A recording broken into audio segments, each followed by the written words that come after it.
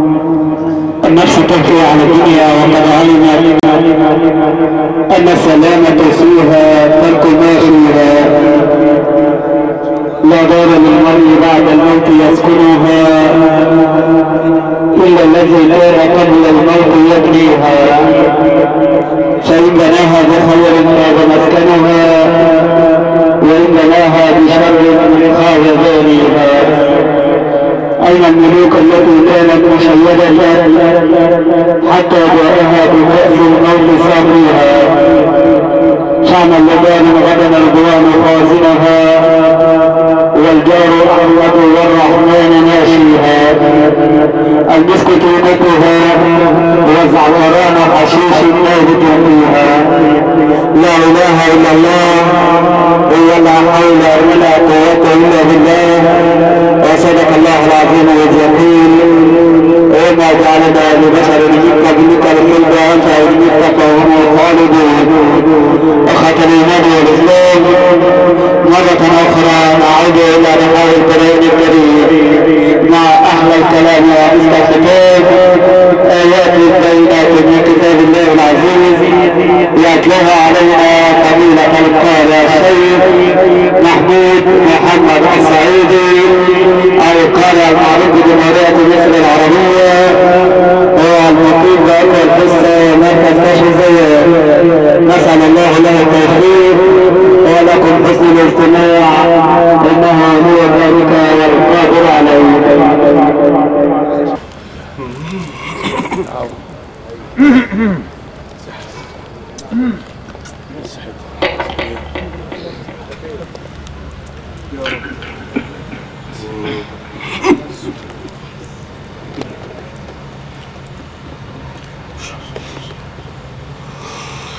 أعوذ بالله من الشيطان الرجيم.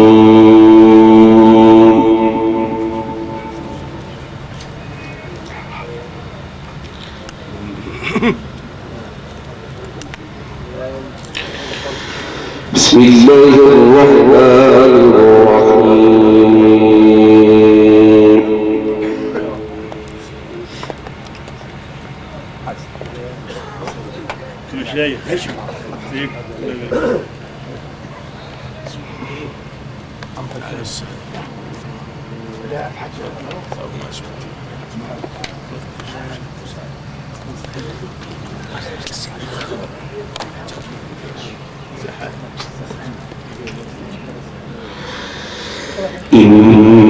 إنما إلهكم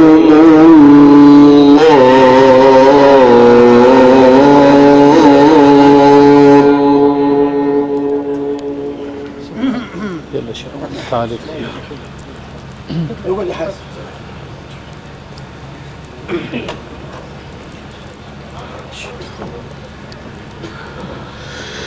الله الذي لا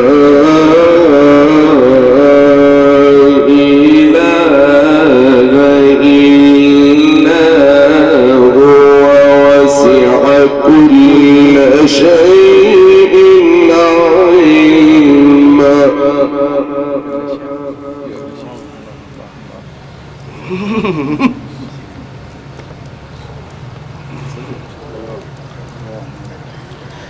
كذلك نقص عليك من أنباء